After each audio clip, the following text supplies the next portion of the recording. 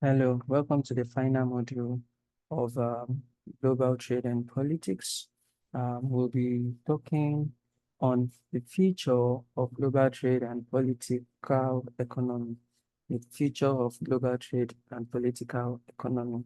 And the global trade and political economic landscape is undergoing profound transformation, and emerging markets uh, evolving power structure and shifting ideologies, currents are redefining global supply chains and consumption patterns. So this module will have to look into this emerging markets um, and these critical developments, focusing on how new economic actors and political realities shape the future of global trade.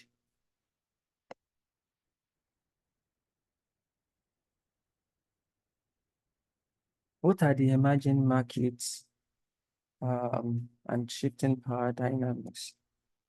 We have the global economic transformation, and the global economic order is witnessing a fundamental transformation driven by rapid rise in emerging markets.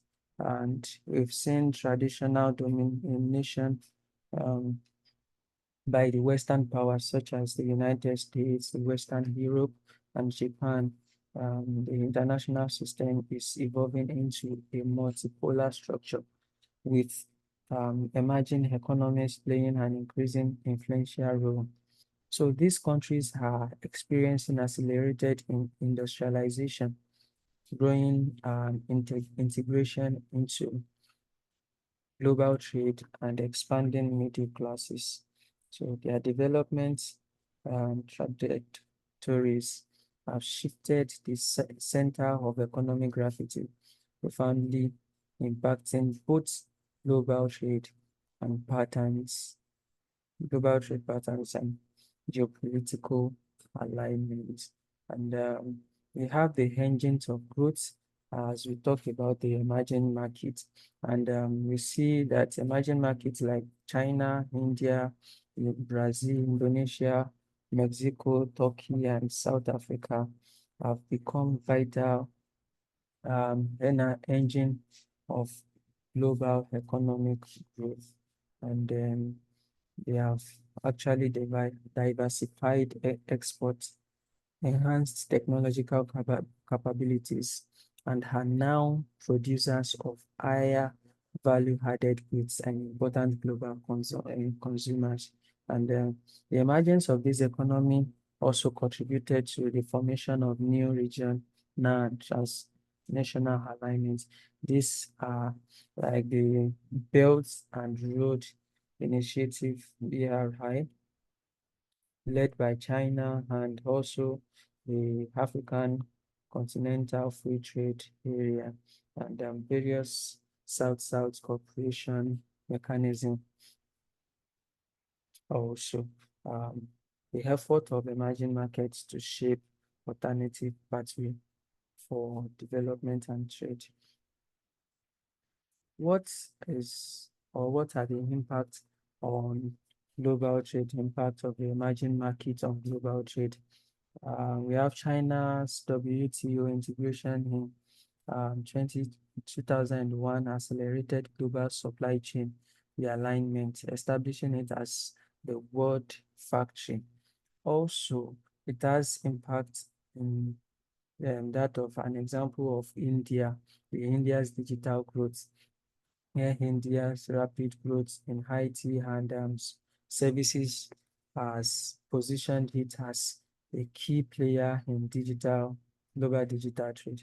Also, an example um, of such an impact is the Latin American resources, which the Latin American countries leverage natural resources and agricultural productivity to enhance trade, especially with Asia. And lastly, that of African's potential. And Africa, with its youthful population and abundant resources, is poised for future growth and attracting new economic opportunity. So these are the impact on global trade flow. We have a group that is called the BRICS nation. And what are they standing for? This stands for Brazil, Russia, India, China, and South Africa, an alliance of major emerging economies, um, promoting cooperation in trade, finance, and development. Their main aim is to challenge Western-dominated global economic system. So they play crucial role in global trade. The Russia and Brazil are major exporter of energy and agricultural products, while China and India are manufacturing and consumption giants. Also, South Africa serves as the gateway for African markets. Yeah.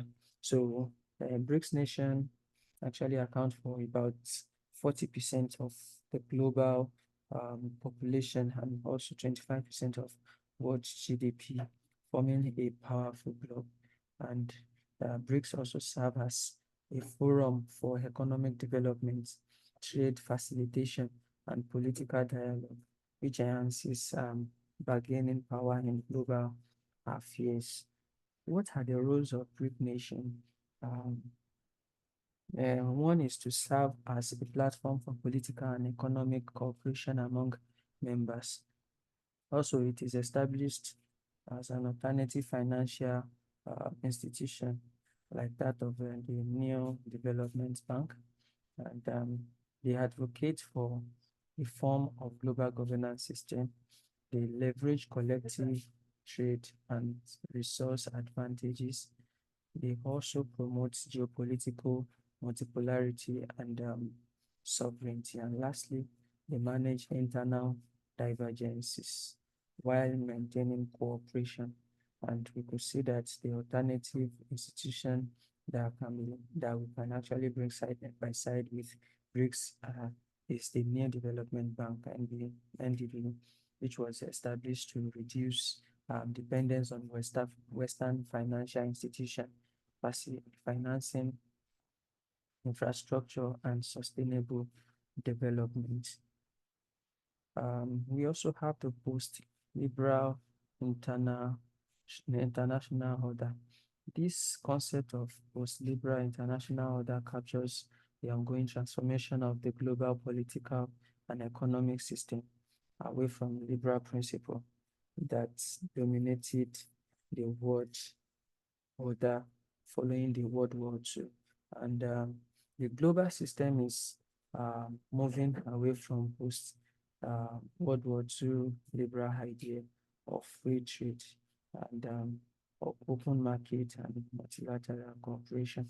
And there is also a decline in Western domination and the rise of emerging powers challenges the unipolar framework, leading to a more multipolar and fragmented global system.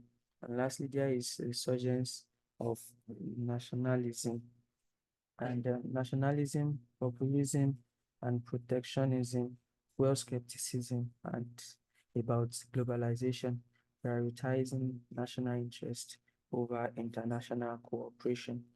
What are the challenges for global trade governance? And there are complex supply chain, um, which is managing interconnected global chain against disruption from geopolitical conflicts, pandemic, or environmental factors. Also, we talked about the likes of fragmentation and protectionism as a challenge that is increasing protectionist measure and trade barriers undermines principle of non-discrimination and market access. Also, another challenge is the reforming institution, which is organization like the WTO face calls for reform to address digital trade and environmental standards and fair labor practice, but consensus is challenging. And lastly, regional agreements, which is reliance on regional trade blocs and bilateral agreements create a spaghetti bowl effect, complicating global trade rules. In conclusion, we've seen that emerging market and BRICS nations are reshaping global economic power, moving towards a multipolar system.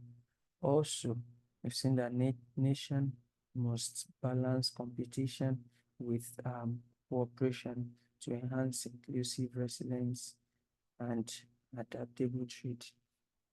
Regional and transnational alliances are forming, challenging traditional Western-led institutions. Lastly, global trade governance faces protectionism, supply chain disruption, and global geopolitical rivalry. So we've come to the end of the course. We have the notes that we can go through for better understanding, full understanding of what we've discussed from module 1 to 10. So I want you to go through it. And thank you for going through, like taking your time to go through the course one after the other. Bye.